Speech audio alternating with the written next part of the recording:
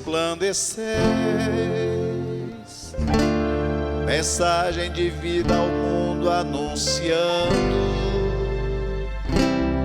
da vida a palavra com fé proclamar. Quais astros luzentes no mundo brilhar. Aleluia, aleluia, aleluia, aleluia, aleluia, aleluia, aleluia, aleluia. O Senhor esteja convosco. Ele está no meio de nós. Proclamação do Evangelho de Jesus Cristo segundo Lucas. Glória a vós, Senhor. Naquele tempo, Jesus contou uma parábola aos discípulos. Pode um cego guiar outro cego? Não cairão os dois num buraco? Um discípulo não é maior do que o mestre. Todo discípulo bem formado será como o mestre.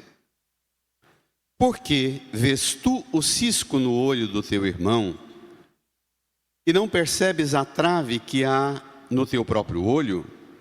Como podes dizer a teu irmão: irmão, deixa-me tirar o cisco do teu olho, quando tu não vês a trave no teu próprio olho? Hipócrita, tira primeiro a trave do teu olho e então poderás enxergar bem, para tirar o cisco do olho do teu irmão. Não existe árvore boa que dê frutos ruins, nem árvore ruim que dê frutos bons. Toda árvore é reconhecida pelos seus frutos. Não se colhem figos de espinheiros, nem uvas de plantas espinhosas. O homem bom tira coisas boas do bom tesouro do seu coração, mas o homem mau tira coisas más do seu mau tesouro, pois sua boca fala do que o coração está cheio. Palavra da salvação. Glória a vós, Senhor. Aleluia, aleluia, aleluia, aleluia, aleluia, aleluia, aleluia, aleluia. Nos recolhamos por um tempo em oração. Peçamos ao Divino Espírito Santo que venha em nosso auxílio e nos faça compreender esta palavra e sermos hoje, agora, por ela transformados. Rezemos.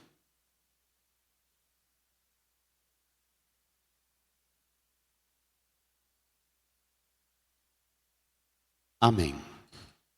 Irmãs e irmãos, nós acabamos de ouvir o trecho do Evangelho, que é um texto que exige de nós uma dedicação, um esmero de esforços, para que a gente não tire apenas interpretações e compreensões aleatórias, porque é um texto muito rico e de qualquer modo que esse Evangelho for aplicado e interpretado, ele dará bons frutos. Mas ele dará infinitamente mais resultado se a gente põe este Evangelho naquilo que vocês já ouviram alguma vez na sua vida. É preciso pegar o texto e descobrir qual é o contexto que ele está sendo dito. Esse texto aqui é típico, dependente do contexto. E o contexto é exatamente aquilo que vimos nos 2 domingos anteriores.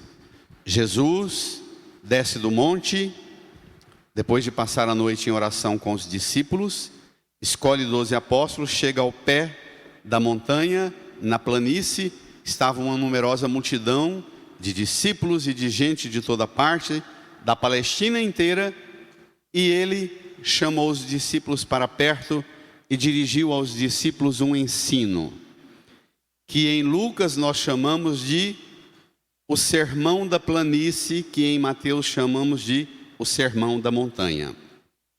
Esse texto aqui, ele é uma espécie de síntese do capítulo 6 de Lucas, daquilo que vimos nos domingos anteriores. Dependemos de lá. Portanto, conto com a colaboração de vocês para voltar e recorrer ao que vimos. Tomemos agora o nosso texto. Lucas capítulo 6, versos 39 a 45. Depois de falar das bem-aventuranças, dos ais e, como eu apresentava a vocês, a revolução cristã, que Bento XVI chama a revolução cristã, a consciência evangélica do cristão em viver esta vida, um compromisso com a não violência, chamando-nos Jesus a amar os inimigos, fazer o bem aos que vos odeiam, bendizer os que vos amaldiçoam, rezar pelos que vos caluniam, oferecer a outra face se der uma bofetada, se tomam a túnica deixa levar o manto, dá a quem te pede, não peça que devolva, o que vós desejais que façais, que vos façam, fazei-o também. Pronto. Então, e terminava Jesus na sequência deste amor aos inimigos, a sentença mais importante. Jesus falava: sede misericordiosos, como também vosso Pai é misericordioso. Ele é bondoso também para com os ingratos e os maus. Hoje, propriamente, nós vamos aprofundar aquilo que não cuidei de propósito, tanto sobre em que consiste a misericórdia do Pai.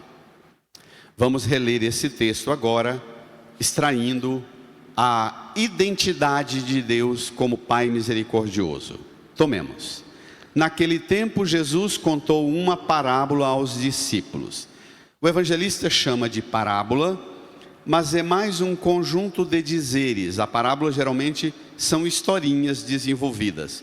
Aqui é um conjunto de dizeres de sabedoria popular que Jesus tira basicamente de toda a cultura hebraica do Antigo Testamento e faz um fechamento da sua pregação, do seu sermão da planície, citando várias afirmações da sabedoria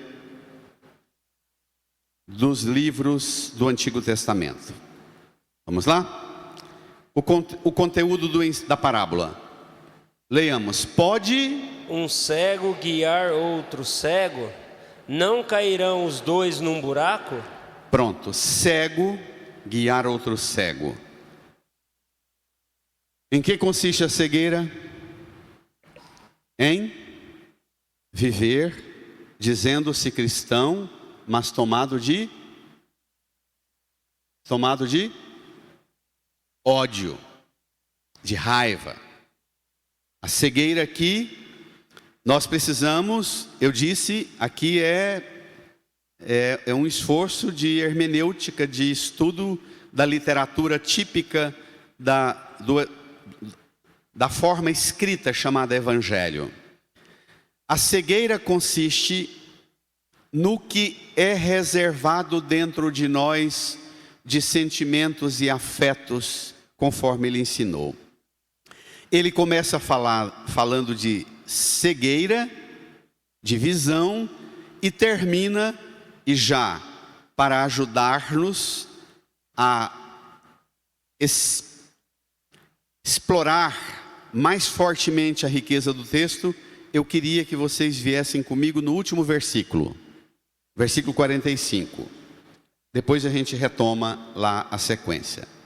Jesus começa falando de visão, de olhos, de cegueira, e termina falando: o homem bom tira coisas boas do bom tesouro do seu coração, mas o homem mau tira, coisas más do seu mau tesouro, pois sua boca fala do que o coração está cheio.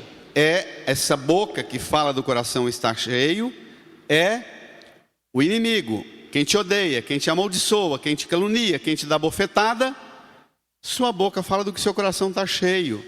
Ama, faz o bem, bendize, reza por ele. Simples assim.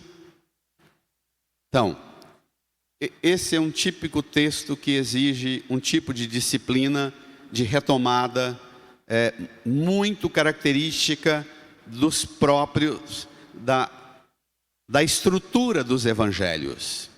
São Jerônimo dizia que é a Bíblia que explica a Bíblia. Você lê um versículo, não entendeu, lê o resto da Bíblia todinha que fica clarinho aquilo que você não entendeu. Então, ao menos recorrer aos 2 domingos anteriores, a gente dá conta. Pronto. Jesus começa a falar de visão e vai na sede onde habitam as coisas que possibilitam a gente enxergar ou ser cego. A sede, o coração, o bom tesouro do coração, de onde tiramos coisas boas, ou o mau tesouro do coração, de onde a boca fala daquilo que está cheio. Nós vivemos a sociedade dos corações cheios de insatisfações. Esta semana, num grupo de estudo, que eu estou lutando agora para recuperar o texto, num grupo de estudo nós trabalhamos um texto maravilhoso de um médico espanhol, professor das melhores escolas de medicina da Espanha e de boa parte da Europa. Ele tentava responder daqueles homens clássicos na formação. E ele tentava responder para um público em que consiste a enfermidade moderna. O que é, afinal de contas, a doença que toma o coração, a alma e a vida da mulher e do homem dos tempos de hoje. E ele falou uma coisa que me impactou profundamente. Ele diz que todas as enfermidades são fruto, nascem de 2 enfermidades mães: o ego e o estresse. Numa sociedade egóica como a nossa, em que tudo está ao redor do umbigo, os desejos, as vontades, os caprichos, a vontade escravizante de ser feliz, de ter bem-estar, de ter conforto. Já repeti isso tantas vezes nas minhas pregações aqui, eu não propriamente o texto bíblico. E ele dizia que a causa da doença, mãe de todas as doenças de hoje, nós somos uma sociedade escrava do ego e escrava do estresse. Porque quanto mais ego, mais a gente se põe para dar satisfação para a gente e para o mundo, para inflar e mostrar o ego naquilo que o ego menos é. Porque se precisa de tanta campanha publicitária para falar do ego, da grandeza dele, é exatamente porque há dúvida se ele é aquilo tudo. Uma sociedade escrava do ego é uma sociedade doente do estresse, porque está o tempo inteiro se comparando e competindo para ser mais, para alcançar mais, para mostrar-se mais, para ganhar mais, elogio, reconhecimento, e nós sabemos já muito bem disso. Voltemos, portanto, ao texto. O coração fala daquilo que a boca fala daquilo que o coração está cheio. Voltamos ao versículo 40 do Evangelho. Um discípulo não é maior do que o mestre. Todo discípulo bem formado será como o mestre. Diferente das escolas da filosofia, do pensamento grego, da cultura helênica, em que o ápice de um discípulo era quando ele rompia com o mestre e fundava a sua própria escola e criavam uma corrente nova de pensamento. Em Jesus, não. Ele é Deus, Ele é Senhor. E quem se põe a segui-lo nunca será maior do que Ele, porque não existe condição humana de alguém ser maior do que Jesus. Jesus tem consciência de si e tem consciência de nós. Quem somos nós? Isso aqui não é um ego inflado. Ele é Deus com o Pai e o Espírito Santo. Versículo 41. Agora entra propriamente no tema da cegueira. Porque vês tu o cisco, vamos ler? No olho do teu irmão, e não percebes a trave que há no teu próprio olho. Por que vês tu o cisco no olho do teu irmão e não percebes a trave que há no teu próprio olho? Interrogação. Por quê? Como podes, 42, como podes dizer a teu irmão, leamos, irmão, deixa-me tirar o cisco do teu olho, quando tu não vês a trave do teu próprio olho? Hipócrita. Brada. E tira primeiro a trave do teu olho, e então poderás enxergar bem para tirar o cisco do olho do teu irmão. A questão da sabedoria popular, dos dizeres, e aqui entra propriamente numa característica do estilo da literatura da parábola, que é o contraste das proporções. O cisco e a trave no olho.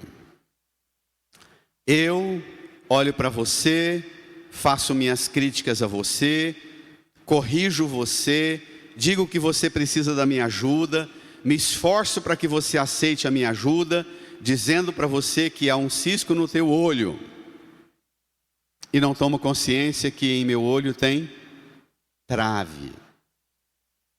É a desproporção que é desconfortável. Na sabedoria popular, nós sabemos que os dois precisam de ajuda. Quem tem o cisco e quem tem a trave. O estrago é bem maior para quem tem a trave. Mas quem tem um cisco, não sei se tem algum médico da visão aqui, uma médica, me corrijam se for o caso. Mas nossa cultura popular e rural, a gente era cheio de superstições e mandingas de como tirar um cisco do olho quando caía um cisco no olho, e tudo quanto é técnica que se ensinava para fazer, para tirar. E a coisa ia irritando, e um pequeno cisco no olho pode levar a um comprometimento grave, a uma inflamação e a perda da visão. Hoje quase nunca a gente lida de forma tranquila. Caiu alguma coisa no olho, a gente corre, porque sabe da gravidade.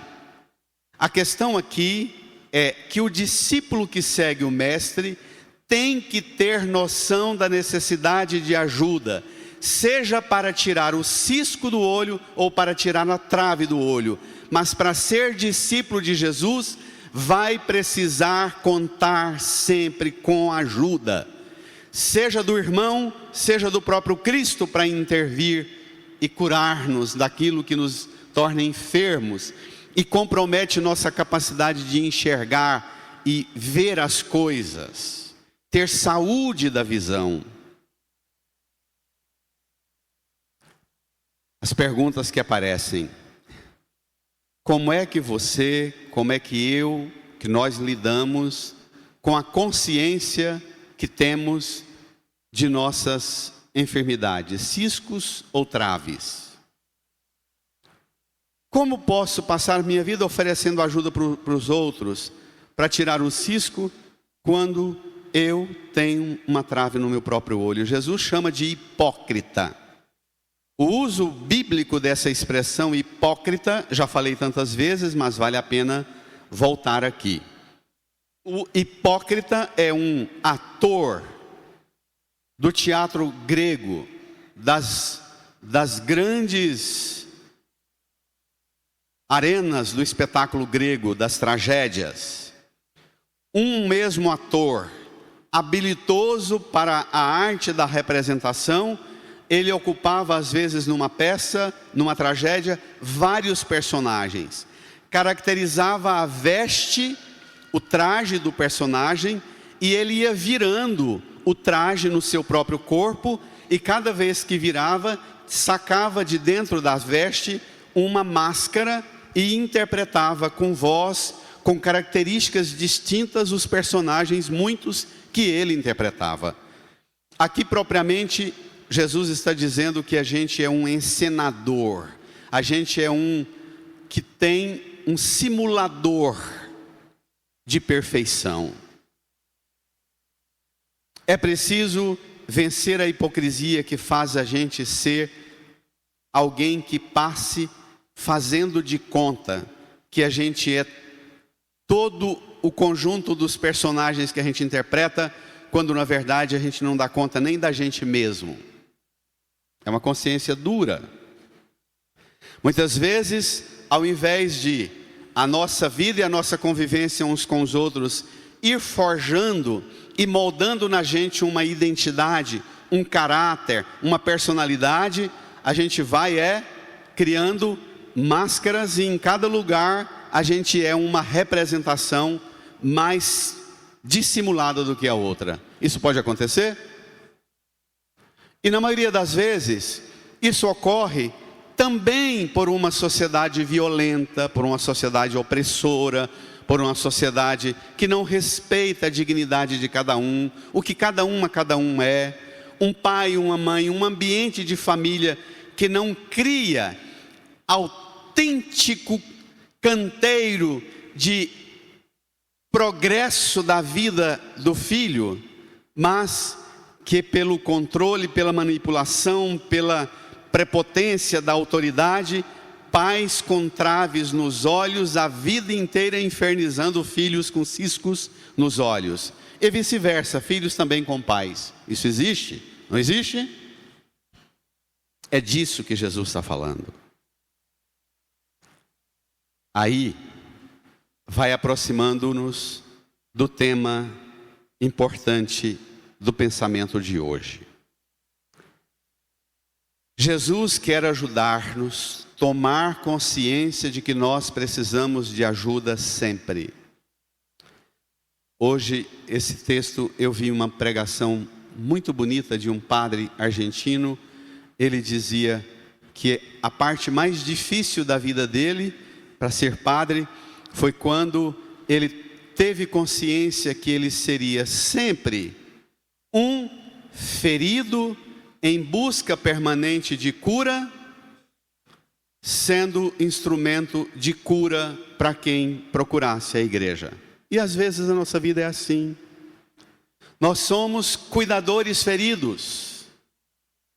Trazemos, por várias razões em nossa história, em nossas confusões, em processos violentos, processos estressantes, processos de egos feridos dentro de uma família, de um lar, que não deixa a gente desabrochar. A gente é um cuidador ferido, mas ferido. E é preciso desejar a cura para a gente também. A questão é o nosso juízo sobre os outros. Domingo passado, com esse tema do ódio, da raiva,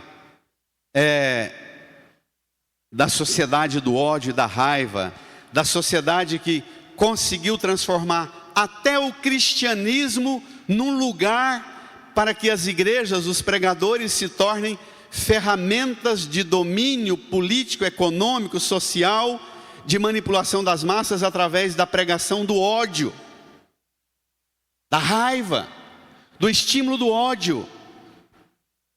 E é aqui que nós temos que voltar e visitar o Pai misericordioso. Sede misericordiosos, como também vosso Pai é misericordioso. A Bíblia, tal como a temos, ela demorou, o Antigo Testamento, cerca de 1850 anos para ser escrita. Abraão e Sara, os pais da fé bíblica, viveram por volta de 1850 anos antes de Cristo. A gente sempre considera a experiência tribal dos pais, dos patriarcas de Abraão e Sara, dos ancestrais, cerca de 150, 200 anos da história dessa família. Somando a isso, 1850 mais 150, 200 anos, colamos com o nascimento de Jesus 2000 anos. Mais uns 150, 200 anos para o Novo Testamento ficar pronto. Então, a Bíblia, ela demorou cerca de 2.000, 2.200 anos para ser escrita. Esta semana eu me empenhei vigorosamente na pesquisa que eu constantemente tenho que retomar, que é a história do conceito misericórdia que aparece na Bíblia. Como é que este conceito sofre acréscimos, às vezes mutilações, às vezes ampliações e engrandecimento da própria ideia. Trago para os irmãos e irmãs a ideia central do que é ser misericordioso como Pai. A misericórdia na Bíblia, lembra? Nós estamos mexendo com linguagem. Tem 2000 anos de história que o Antigo Testamento é escrito, e foi a língua que começou, não foi a língua que terminou. Começou com um aramaico tardio, depois mais tarde com um aramaico mais ilustrado, e o aramaico saltou para o hebraico. E mais tarde, lá pelo século IV a.C., o domínio helênico grego sobre toda a Palestina, que cai em desuso praticamente o hebraico e o aramaico, e a língua grega entra no território do ambiente que a Bíblia foi escrita. Então, às vezes a gente usa uma expressão que ela no grego, no aramaico e no hebraico, ela sofre variação enorme. Não é assim, você pega a Bíblia, pá, e sai pregando e está claro para todo mundo, nem para o pregador. Isso exige um processo de aperfeiçoamento da compreensão. Trago uma síntese. Misericórdia na língua de hoje, dos dias atuais, não é uma tradução muito feliz para o termo hebraico hesed, ou o termo grego eleos. Em que consiste a misericórdia, como eu falei domingo passado? Misericórdia é unir as duas palavras córdia e miséria. As duas realidades, o coração de Deus e a miséria humana. Não é só um aproximar-se, não é só um Deus que se faz próximo de nossa miséria, é mais do que isso. Eu fiquei fascinado com esta ideia. Em síntese, diz o seguinte: a palavra aramaica e hebraica, hesed, é compreendido mais claramente como vontade de salvação em sua associação com o outro que necessita de salvação. Quando Jesus diz, sede misericordiosos como vosso Pai é misericordioso, significa, tenha vontade de salvar os outros do jeito que o Pai teve vontade de salvar vocês. É mais amplo, não é? É muito mais do que ter um Jesusinho amigo. Um Jesusinho, meu companheiro que está comigo, é solidário no meu sofrimento, ele me entende, ele sabe tudo, mas eu não saio da desgraça e da lama que eu estou nela, não progrido, não cresço. Tem gente assim, passa a vida inteira indo para a igreja, voltando para a igreja, uma vida completamente ferida, machucada, desordenada. Jesus me ama, Jesus me entende. Tá bom, mas tire esse cisco ou tire essa trave do seu olho. Cure-se. Limpe esse coração da sujeira que está lá dentro.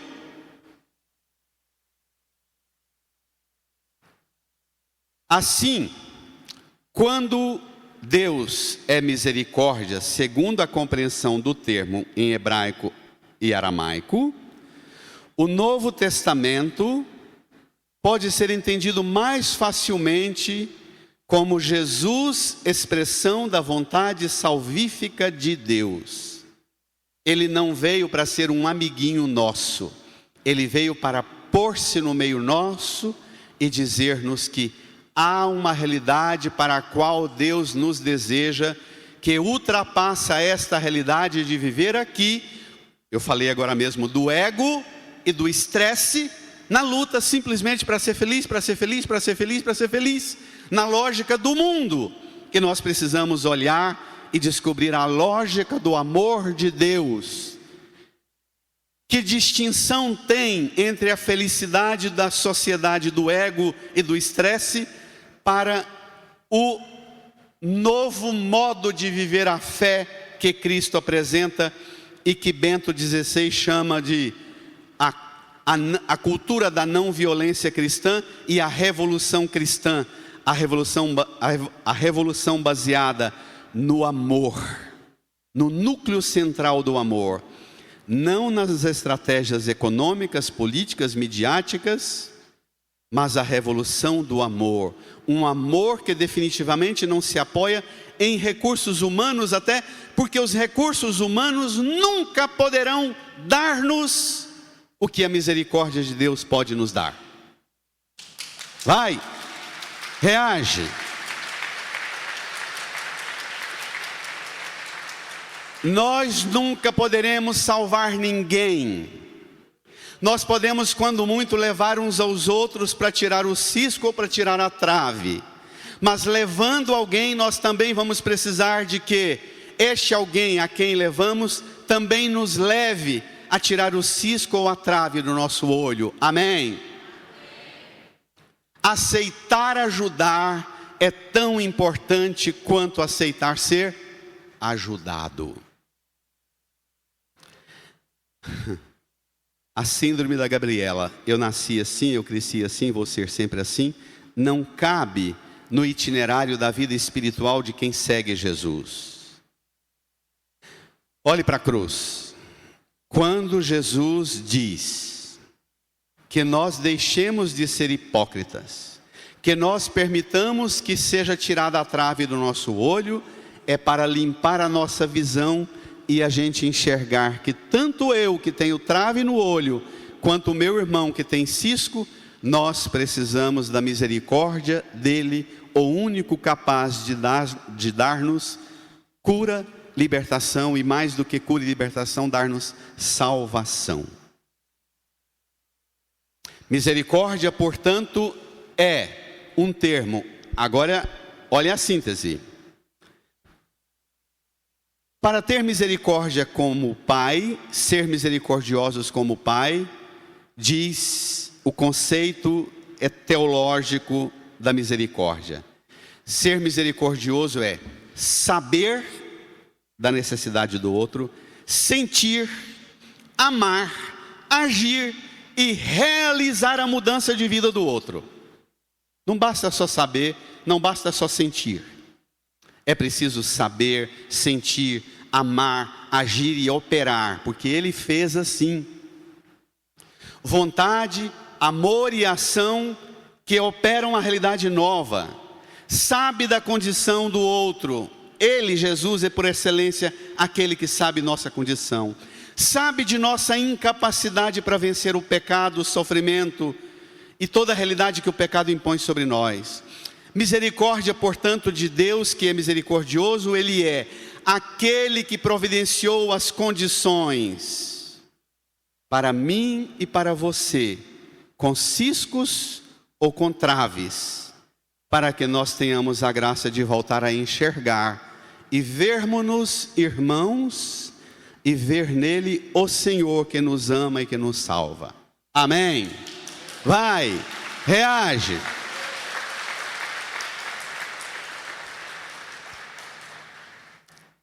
Minha gente, permita-me uma nota delicada. Nós subestimamos especialmente nós homens, na cultura machista, nós subestimamos o poder do cisco. Nós valorizamos a trave e subestimamos o poder do cisco. Eu acompanho muitas histórias de casamentos que foram assim ao caos, à destruição total. Casais com quem a gente convive, ele e ela dá testemunho dizendo, olha, ela tinha sérios problemas, ele tinha sérios problemas, grandes dificuldades, lutei muito com ele, lutei muito com ela, por ela, mas padre, para mim, o que me esgotou, que me exauriu, não foram os grandes erros e vícios dela, é o cisco. É um comportamentozinho vicioso, repetitivo, chato. Porque às vezes você se acomoda mais na convivência com uma trave do que na convivência com um cisco. Vai espetando, espetando, espetando, até inflamar, infeccionar e apodrecer tudo. É preciso que a gente aprenda, esposas e esposos, aprenda a conversar sobre o poder do cisco na família, relação de pais com filhos, filhos com pais, falar disso, do poder do cisco e do poder da trave, e desejar, experimentar a misericórdia, saber do problema, sentir o problema, amar quem enfrenta o problema e agir e realizar uma realidade nova que vença o problema, porque pode ser um cisco, mas pode levar à cegueira, não pode? E pode matar. Mata a família, mata a relação pais e filhos, mata relacionamento esposa e esposo. Ser misericordioso como pai supõe, recordemos domingo, amai os inimigos, fazei o bem aos que vos odeiam, bendizei os que vos amaldiçoam, rezai pelos que vos caluniam. Se alguém te der uma bofetada na face, oferece a outra. Se te toma a túnica, deixa levar o manto. Se pede, pega o que é seu, não peça que devolva. Essa misericórdia, essa forma de lidar, é o oposto, lá vem a afirmação do médico espanhol, do ego e do estresse. É dizer assim, olha, eu cedo o que for, para mim perder essas coisas todas, eu perco, mas eu não quero me perder e não quero perder você do amor e da presença de Deus em nossa vida. Quando eu falava domingo passado do tema desconfortável da sociedade violenta, em que a gente usa o evangelho para atiçar raiva e ódio, vem comigo na segunda leitura, breve, só um versículo.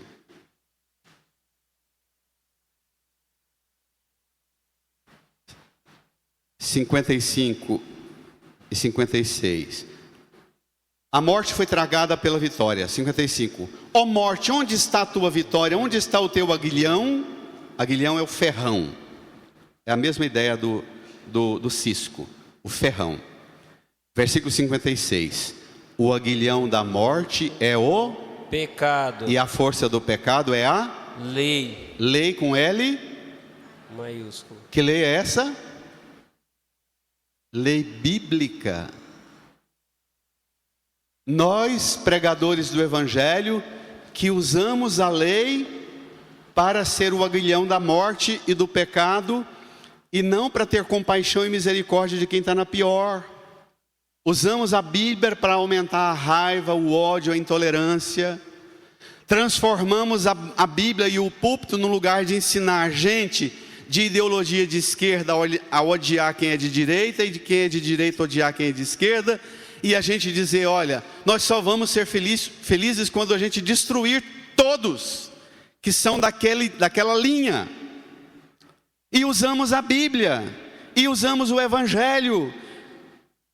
O aguilhão da morte é o pecado, e a força do pecado é a lei, como é que nós demos conta de transformar a palavra de Deus em ferramenta para a execução do pecado e da morte, gente? Que desvio grave! Isso não é cisco, isso não é nem trave, isso é perca da visão completa. Nem olho temos para pregar o evangelho e incitar essa cultura do ódio. Irmã, irmão, vamos ao evangelho terminar. Versículo 43. É um poema de contemplação da natureza. Não existe árvore boa que dê frutos ruins, nem árvore ruim que dê frutos bons. Toda árvore é reconhecida pelos seus frutos. Não se colhem figos de espinheiros, nem uvas de plantas espinhosas. Pronto, olhe para você. Você é uma árvore boa. Foi Deus que te plantou. Você pode trazer as marcas mais sofridas do seu pai e da sua mãe, as determinações genéticas do estresse, sendo de uma árvore genealógica que passou por processos traumáticos. Hoje a ciência estuda isso desde Freud. Uma pessoa que vem de uma família ou de um ambiente, de uma sociedade que passou por processos muito violentos, ela demora 3, 4, 5 gerações para reconfigurar a identidade limpa dos traços que o estresse da violência e do mal causa na determinação da reprodução humana. Você é árvore boa, foi Deus que te plantou. Se Ele te plantou, não existe a menor possibilidade de você não dar frutos bons. Pare de querer ficar colhendo figos de espinheiros e uvas de plantas espinhosas.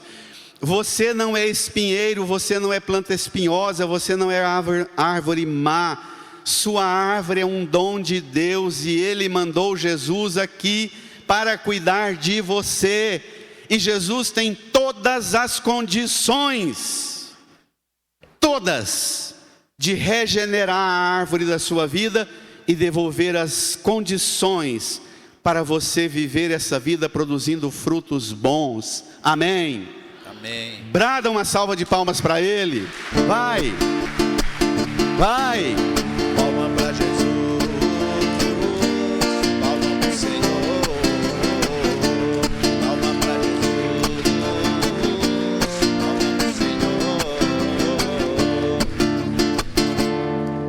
No aconselhamento pastoral, a gente escuta as pessoas dizerem assim: padre, é uma maniazinha que eu tenho, mas que estraga tanto a minha vida e a vida do meu casamento, a minha vida no trabalho, a minha vida nos relacionamentos. Seja um cisco ou seja uma trave, deixe Jesus enfiar a mão misericordiosa e limpar seus olhos e descer até a profundeza do coração e tirar tudo que está ruim lá dentro. Amém?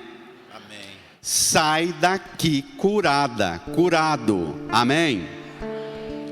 Inclina sua cabeça.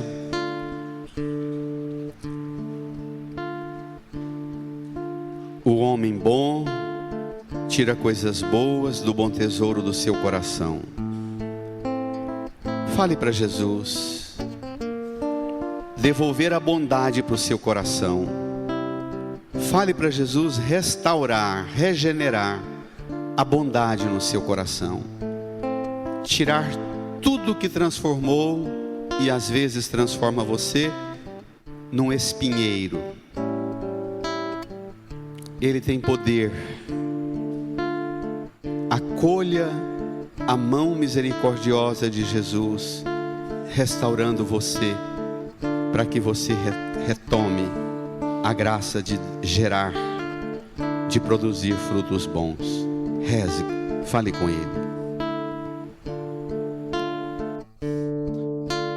Cura-me, Senhor, com teu Espírito, e minha alma reviverá.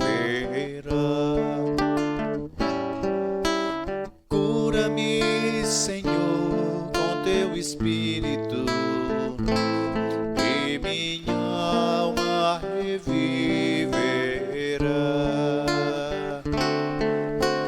para te adorar, para te louvar. Cura-me, Senhor Jesus, para te adorar, para te louvar. Cura-me, Senhor Jesus. Restaura-me, Senhor. Restaura-me, Senhor, com teu Espírito. Vamos cantar?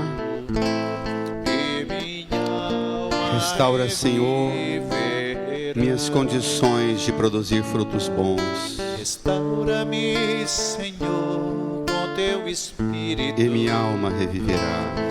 E minha alma reviverá Para te adorar, para te adorar, para te louvar. restaura-me, Senhor. Jesus, Cantando de pé, levando as mãos para a para cruz, te adorar, para te louvar. Restaura-me, Senhor. Jesus. Deixe a folha no banco, estenda as mãos aqui para a cruz de Jesus. Reze comigo, Senhor Jesus. Senhor Jesus, Eu creio firmemente eu creio firmemente nesta palavra nesta palavra e aceito e aceito que o Senhor opere que o Senhor confere em mim em mim toda obra toda hora de salvação, de salvação, de cura e libertação de cura e libertação que eu necessito. eu necessito. Tira de mim o mal, Senhor. Tira de mim o mal, Senhor. Tira do meu coração Tira do meu coração os sentimentos os maus, sentimentos as maus, palavras más, as palavras más, as emoções feridas, as emoções feridas, raivas e fúrias, raivas e fúrias, tudo que me estraga tudo que me e estraga me faz estragar e me faz e estragar ferir a convivência e ferir a convivência com os meus. com os meus. Cura-me, Senhor,